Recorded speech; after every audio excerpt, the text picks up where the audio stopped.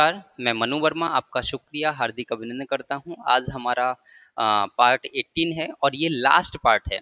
इन 18 parts में हमने अपना जो सिलेबस था एनसीईआरटी ईवीएस का वो कंप्लीट कर लिया है। और यदि आपने इन सभी प्रीवियस वीडियोस को नहीं देखा है तो ज़रूर देखिए, आप चैनल पे जाइए, वहाँ पर मैंने प्लेलिस्ट बना दी है, आप प्लेलिस्ट से इन सभी वीडियोस को देख सकते हैं। आपका कोई भी क्वेश्चन ईवीएस का यहाँ से बाहर नहीं जाएगा। तो देखते हैं आज क्या है आपके लिए।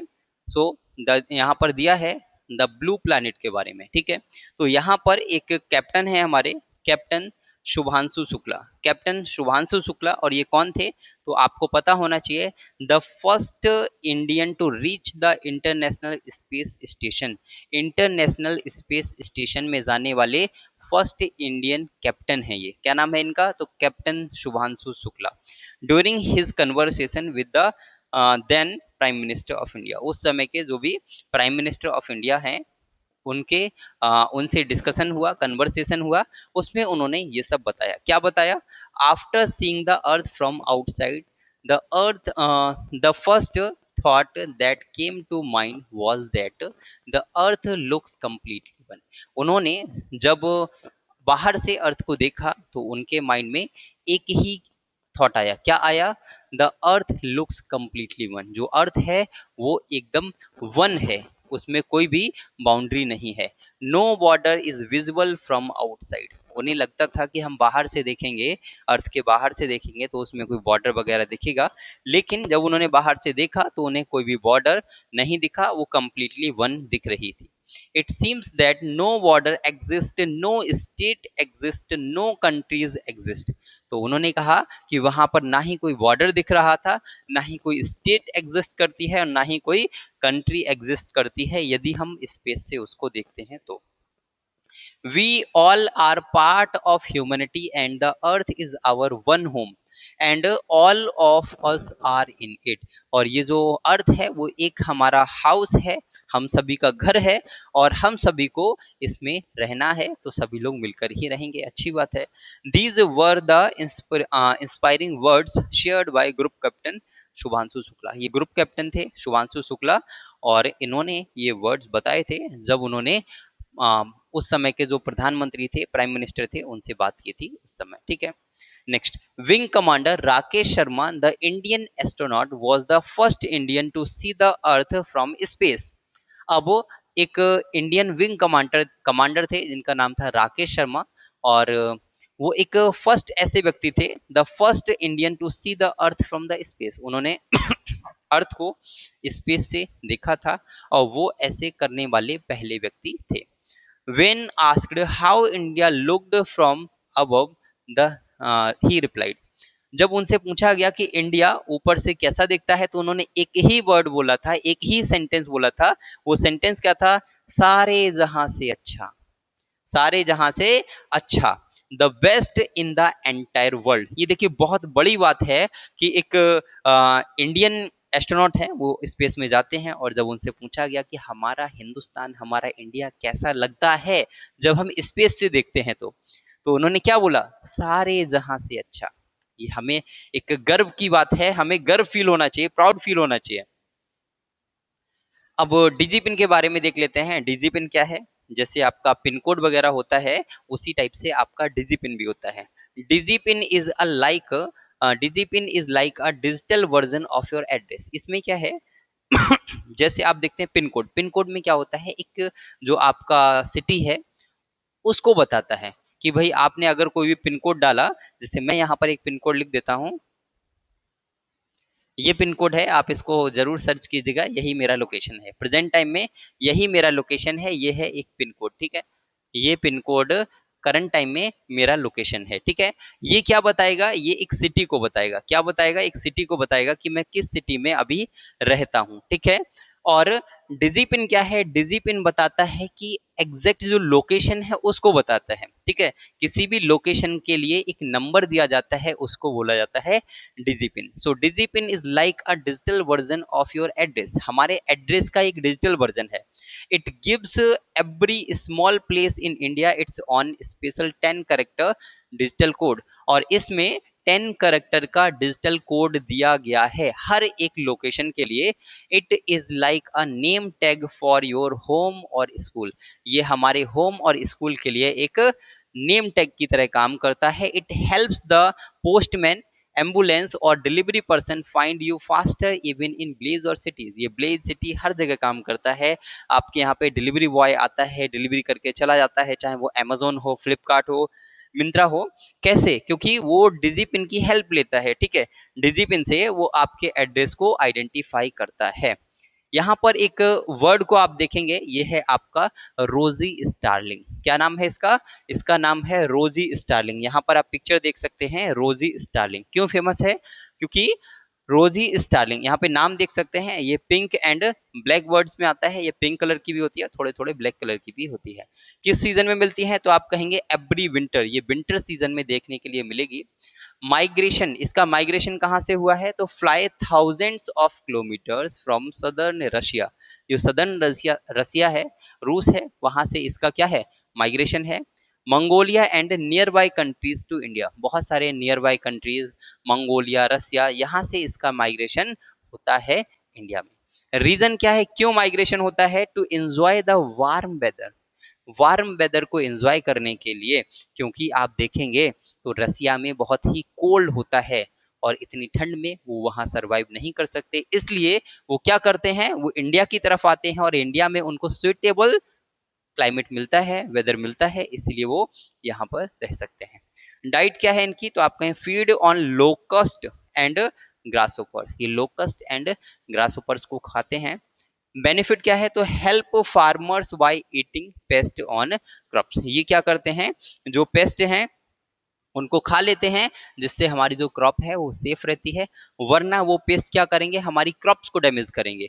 और क्रॉप्स को डैमेज ना करके वो क्या करते हैं? ये वर्ड्स ही उनको खा लेते हैं, तो हमारी क्रॉप सेव रहती है। सिग्निफिकेंस, क्या इंपॉर्टेंस है इसका? तो आप कहेंगे their safe and free movement across the world shows the deep connection of nature globally. इससे पता चलता है कि हमारा जो इंडिया है वो अदर कंट्रीज से भी रिलेटेड है, लिंक है कहीं ना कहीं। हम इंडिया की बात नहीं कर रहे हैं, इस ग्लोबल वर्ल्ड के बारे में बात कर रहे हैं, ठीक है।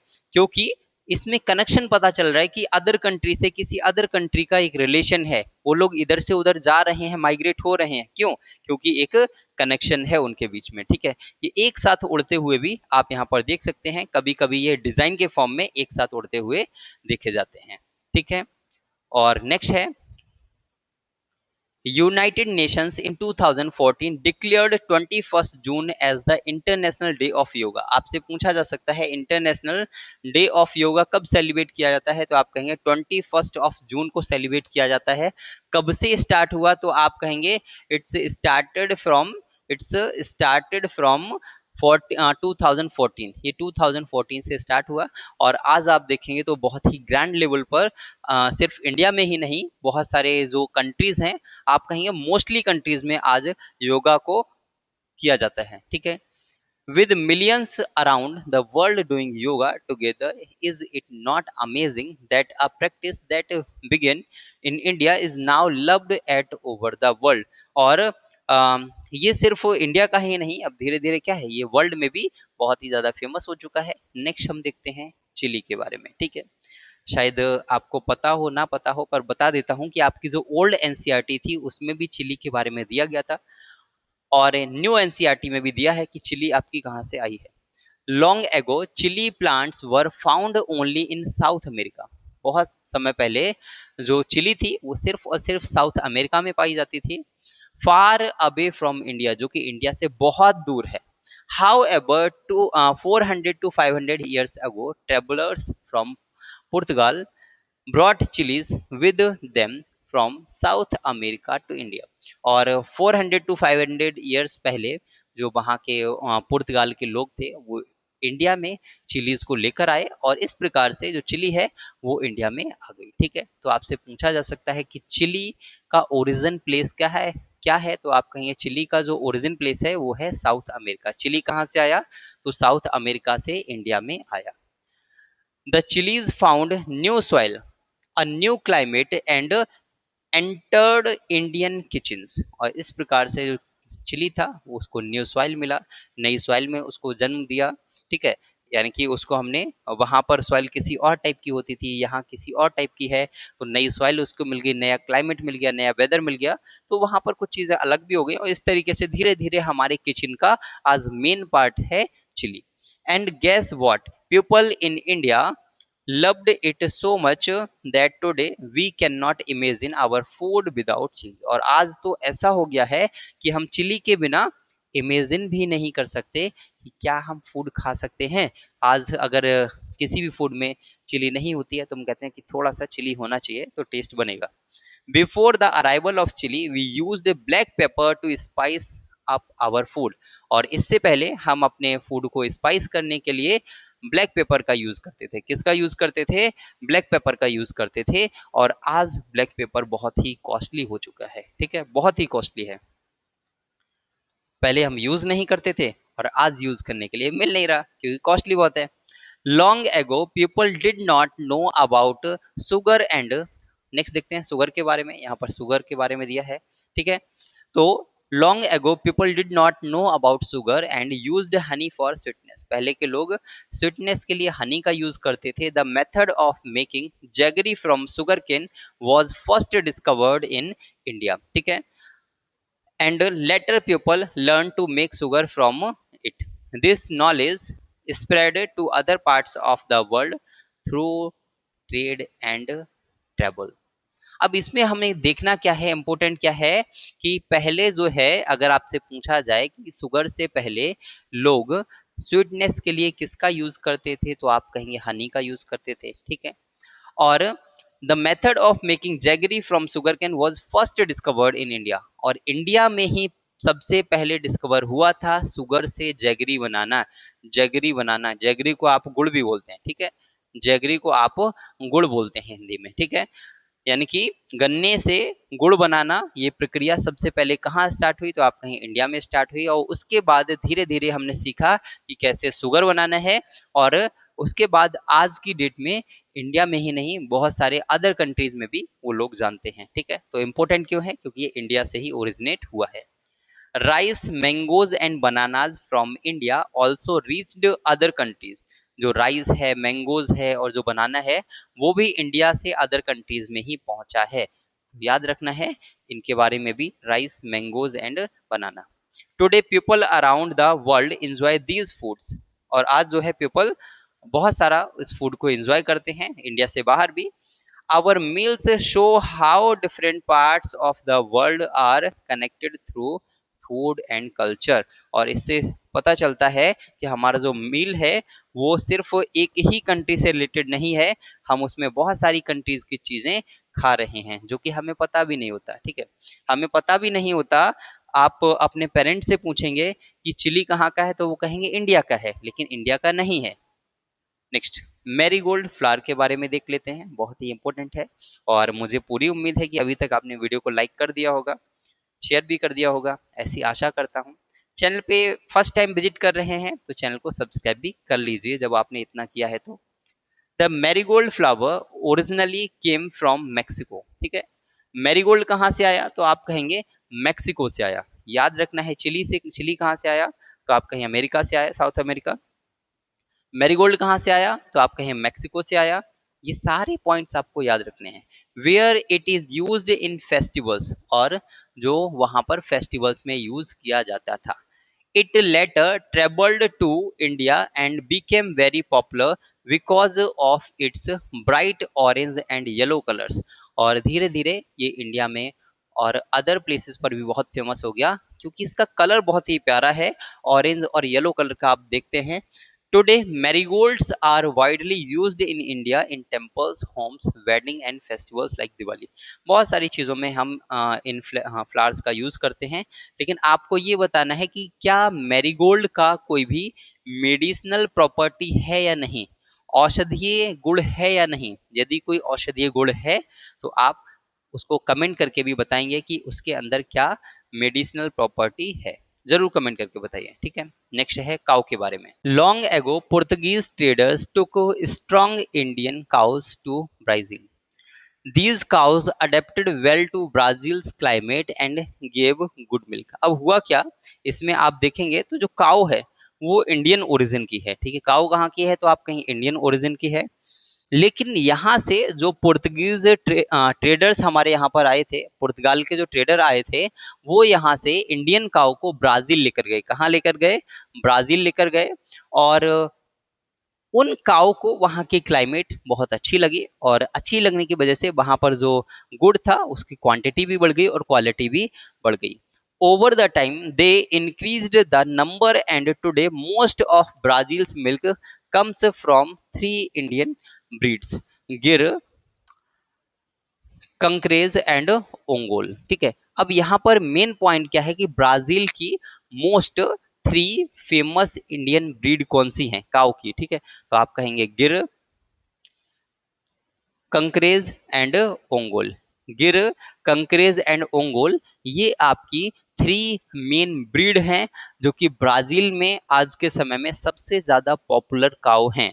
लेकिन वो कहाँ की हैं, तो आप कहेंगे इंडियन है।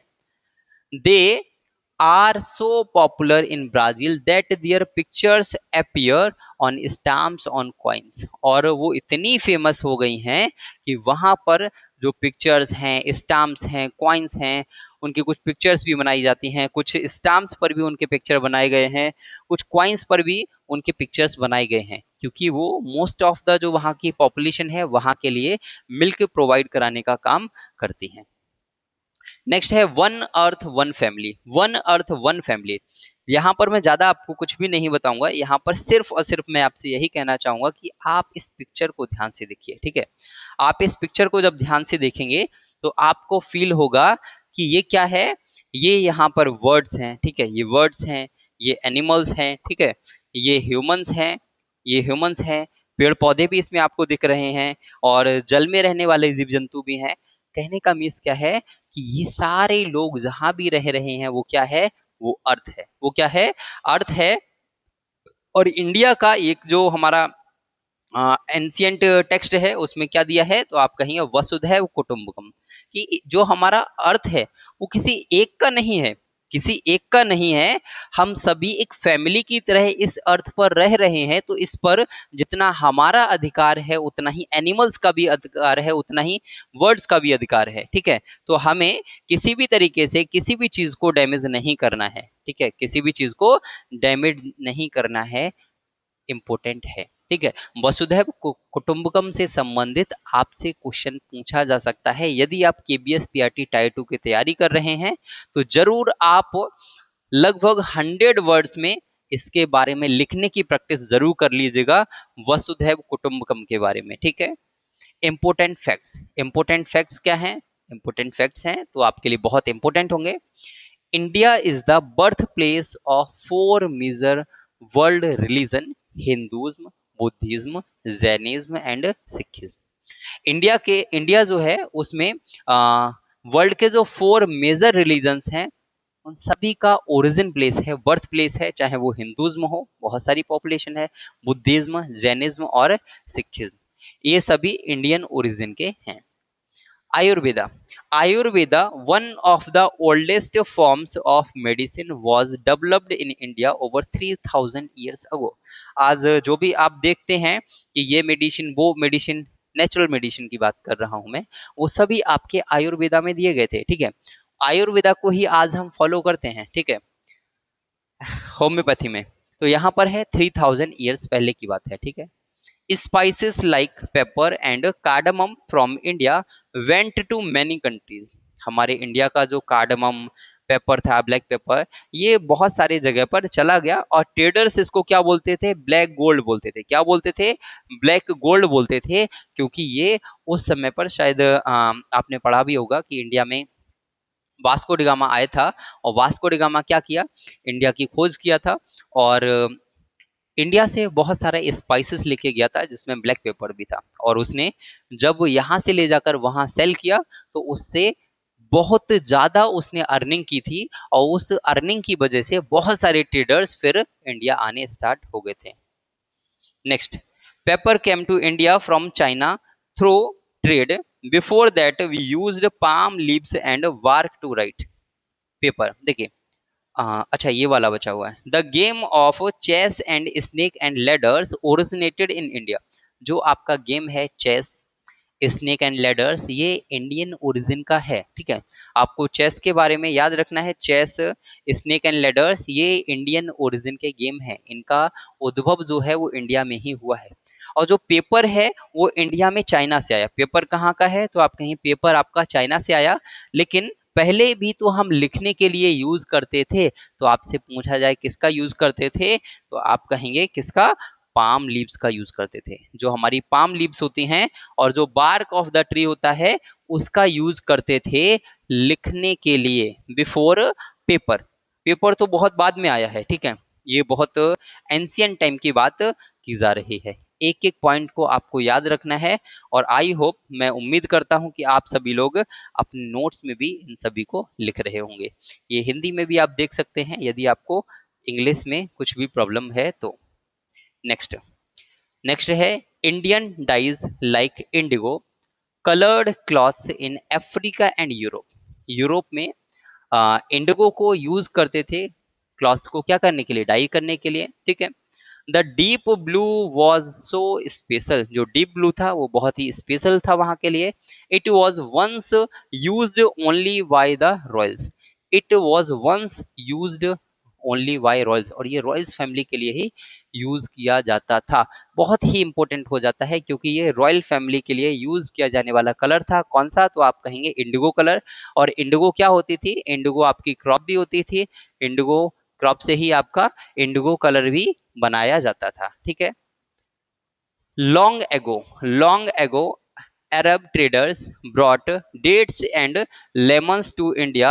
In return, they took back Indian rice and cloth. अब बहुत समय पहले की बात है कि जो इंडियन ट्रेडर्स हुआ करते थे वो क्या करते थे, brought dates and lemons to India and in return they took back Indian rice and cloth. अब ये बहुत इंपॉर्टेंट है, आपको याद रखना है। नेक्स्ट, अब एक एक पॉइंट जो है वो बहुत ही मैंने बारीकी से ढूंढे हैं। एक भी पॉइंट, सिंगल पॉइंट भी आपका एनसीईआरटी से बाहर नहीं जाएगा जब आप इन सारी वीडियोस को फिनिश कर लेंगे तो, गारंटी देता हूं मैं। ठीक है, आप पूरे यूट्यूब पर जाकर पढ़ लीजिएगा, इतने कम समय में इतने अच्छे तरीके से आपको पढ़ाने वाला कोई भी नहीं मिलेगा। ईबीएस एनसीईआरटी के लिए आप सर्च कर लीजिएगा, उसके बाद आ जाइए, no problem. Angkor, Angkor Wat भी बोलते हैं इसको। ठीक है, अलग अलग लिखा हुआ है ये बट एक ही है।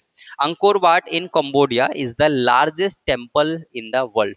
वर्ल्ड का सबसे बड़ा टेम्पल कौन सा है तो आप कहेंगे अंकोर वाट। कौन सा, अंकोर वाट कहाँ है अंकोर वाट, तो आप कहेंगे कंबोडिया में।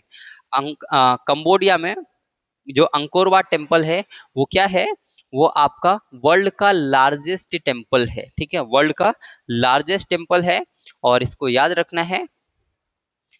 और इसी के साथ साथ आज हमारा जो ईबीएस है वो एनसीईआरटी का फिनिश हो चुका है। इसके बाद भी हमारे कुछ इंपोर्टेंट टॉपिक्स होंगे ईबीएस के, उनको हम जरूर करेंगे, लेकिन वो एनसीईआरटी से बाहर के होंगे। मेरा मानना यही है कि आपके जो मोस्टली क्वेश्चंस हैं वो एनसीईआरटी से आएंगे, बट हम अपनी सेफ्टी के लिए, बैकडोर सेफ्टी के लिए अदर को भी फॉलो करेंगे। ईबीएस के कुछ अदर पार्ट्स भी करेंगे जो मुझे लगता है फैमिली एंड फ्रेंड्स, वाटर, जो भी आपकी थीम्स हैं उनसे आ सकते हैं, उनको भी एड ऑन करेंगे। क्योंकि मैं चाहता हूं कि आपके अगर उसमें से 10 क्वेश्चन आए तो 10 के 10 क्वेश्चन आपने पढ़े हों, मैं यही चाहता हूं। ठीक है, तो वीडियो को लाइक कर दीजिएगा, शेयर कर दीजिएगा, चैनल को सब्सक्राइब कर लीजिए। लेकिन एक ही रिक्वेस्ट है कि आप अपने नोट्स को जरूर बनाइए। नोट्स बना रहे हैं तो बहुत अच्छा है, मुझे बहुत खुशी